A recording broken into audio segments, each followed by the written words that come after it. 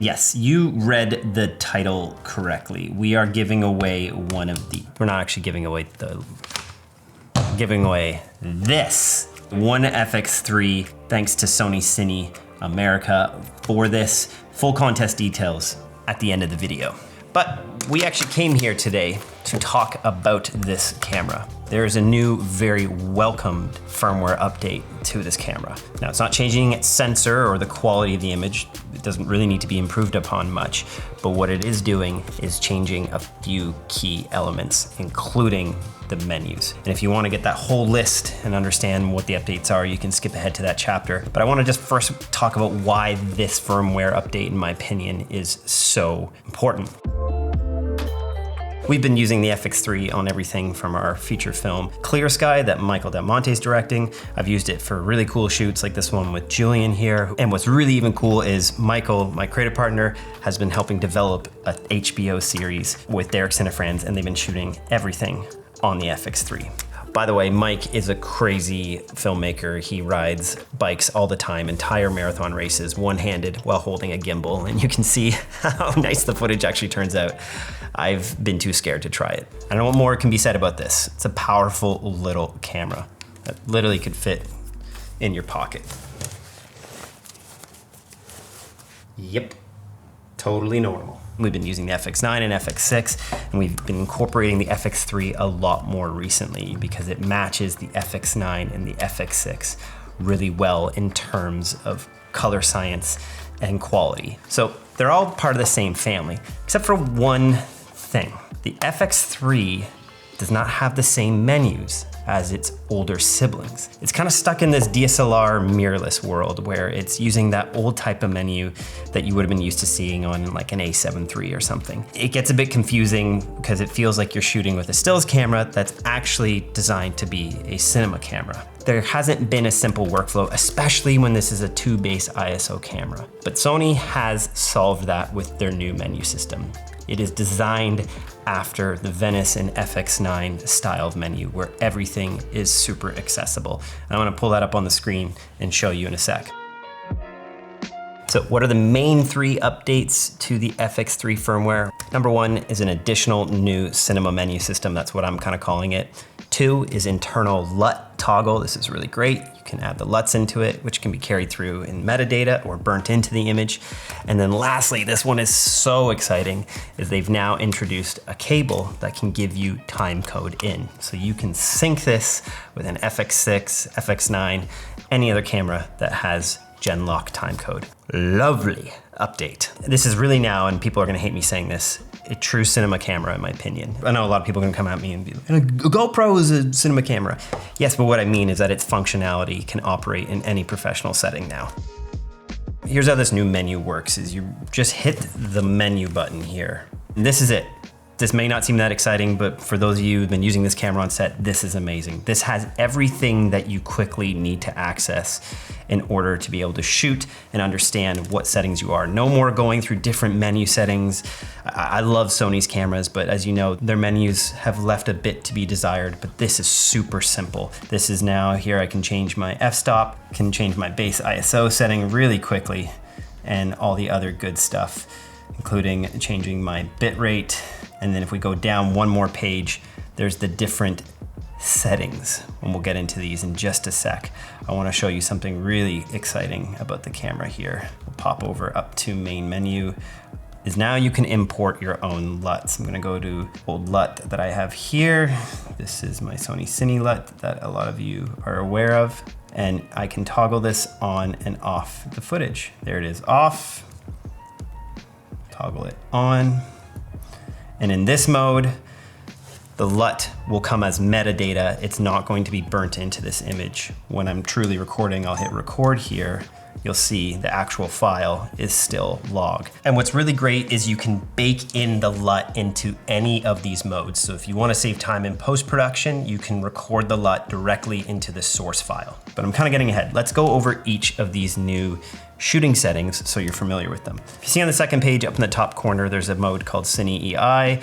It might be called something different depending what you're selected on, but there's 4 different modes of shooting here. Basically, off and flexible ISO are kind of the traditional way that most mirrorless cameras work, and Cine EI Quick and Cine EI are more closer to the FX9 and FX6 experience. We can turn log shooting off. Every adjustment will be burnt in. If I change my ISO, this will be changed in the actual recording. If I record here, you'll see these adjustments come with the footage. They're burnt in.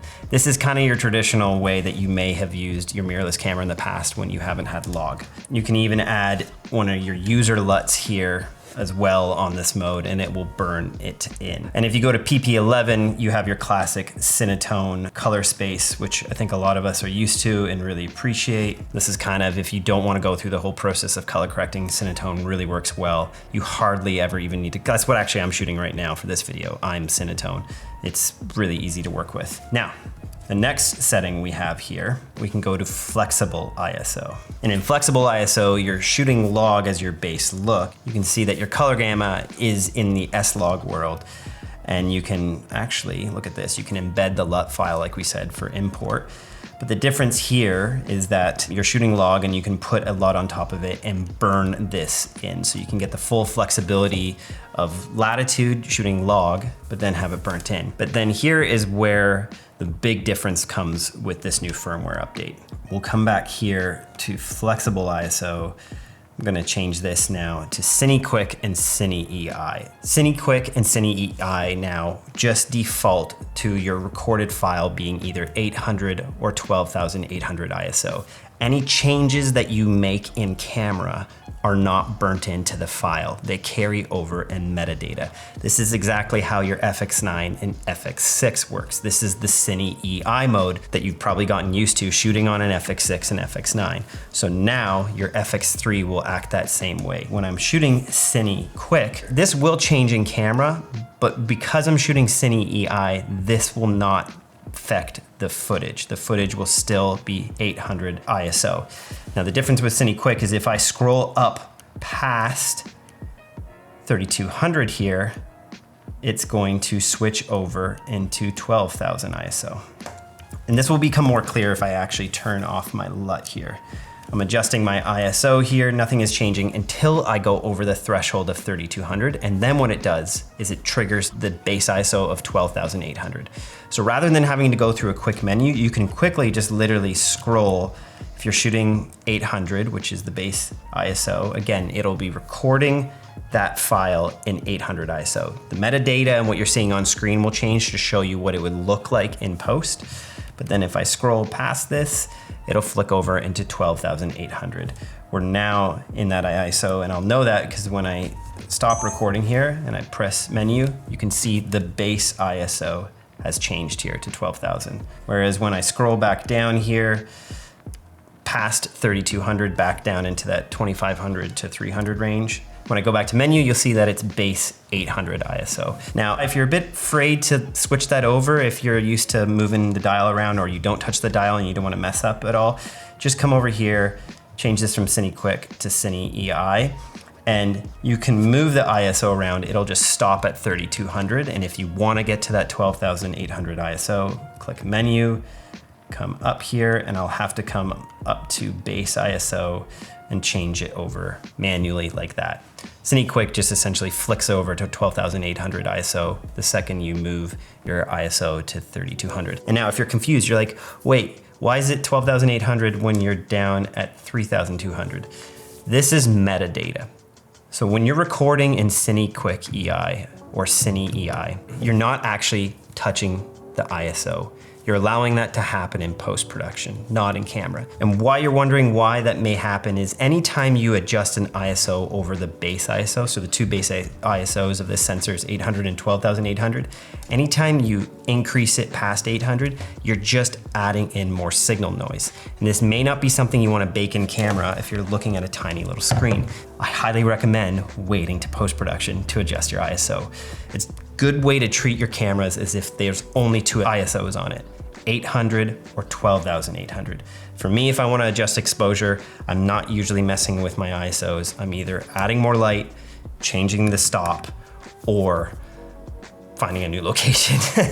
Or no, really, I'll adjust the exposure a bit in post, but I try to stick away from the ISOs. I wanna work with the native ISO to the camera, so 800 or 12,800. Really love this Cine Quick mode because when we're shooting on set, we can match it up more equally with our Fx6 and know what's going on rather than trying to just dial it up to 800 or dial it up to 12,800.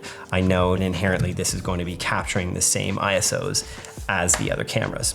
But if you like messing around with your ISO while you're recording, use flexible ISO or the offsetting and then you can go nuts. What Sony's also done with this update to the firmware is they've tried to make post-production quicker. So while you're recording, it's taking that metadata over which can be applied to the files if you're using Catalyst Browse or if you're using the Catalyst Prepare software in your Adobe Premiere, you can bring over everything from the LUT file to your ISO adjustments that can be all applied automatically to your footage when you import it, which again, helps speed up things if you don't have to go through and manually click that, or if your camera operator is trying to tell the editor to boost the exposure, they can change the ISO setting there. Meanwhile, they're not damaging the original log file because it's still shooting a base ISO. Another feature I'm really excited about, which I haven't had the chance to test out yet that Sony's been telling me, is essence marks. So while you're recording, you can set markers in the clips on certain instances. And when you import that into Adobe Premiere and use the Catalyst Prepare software plugin,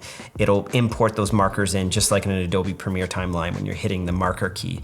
So for you as a camera operator or as a director, when you're shooting, if there's a moment that you like, you can set a marker and you'll be able to quickly find it in post-production. That's a really great feature and really, really helpful for long shoots when you have clips in an interview that are like 90 minutes long. And the last thing I mentioned, which I haven't got the cable just yet, but there is now time code into this camera. Fantastic. I wish we had this a few weeks ago when we were shooting a 2-shot for our new film, Clear Sky. Me and Mike were both shooting. I had the Fx6, he had the Fx3. It would have been great to be able to sync the cameras together. It's really helping this be integrated further into professional scenarios. Very excited about this firmware update. Thank you, Sony. It's really cool seeing them listen to us filmmakers and what we've been asking, and even going over and above with some of the new features to this. This makes this camera truly part of the Cinema Sony line. Now, on to the contest on how to win one of these Fx3s. To celebrate the Fx3 joining its older siblings with a new menu in the Cine line, we have 2 shots here that we're gonna show you. One was shot on an Fx9. You don't know which one it's gonna be. One was shot on an Fx3. We'll play them out fully at the end of this video, A and B. All you gotta do is watch those shots and guess which one was the Fx3. And leave your answer below, either A or B, let us know. But then just a couple other things, make sure you're subscribed to this channel. Make sure you run over to Art of Documentary and Sony Cine, subscribe and follow to those Instagrams. And the last thing, don't miss this out, leave us your Instagram handle in the comment beside your vote so we know if you're over following Art of Documentary. And you want to be following Art of Documentary, not just for the contest rules, but that's where we're going to be announcing the winner of the Fx3 in the coming days. Full contest rules are below. If you're like, wait, what am I doing? Just make sure to go vote, leave a comment below with your Instagram handle, and run over to Instagram and follow both Art of Documentary and Sony Cine. This is brought to you by Sony Cine America, so this is only available to people in North America. Thanks for watching this. Go update your Fx3s. Very fun moment to have the new Cine EI mode finally introduced into this camera, and happy shooting. See you on the next one.